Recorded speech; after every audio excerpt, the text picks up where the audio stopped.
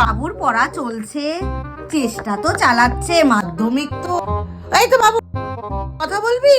বাবুর সাথে কথা বল। এই যে বাবু, মাসি ফোন করেছে, কথা বল। চিন্টু মেশোকে চিনিস তো? কে চিন্টু মেশো? আরে দাদুর ভাইয়ের ছেলে, তার মেয়ে, তার বর হলো চিন্টু মেশো, চিনিস না? তো 2 বছর বয়সের সময় এসেছিল, তোকে নিয়ে কত খেলতো, কি আদর করতো, মনে নেই তোর? তোকে 2 বছরের জন্মদিনে বালা দিল। যাই হোক, চিন্টু মেশো তোকে জন্মদিনে আশীর্বাদ করেছে। আমার কেমন মনে থাকে, আমি 2 বছর ছিলাম। চিন্টু মেশোকে একটা ফোন কর। আমাকে বলে দাও।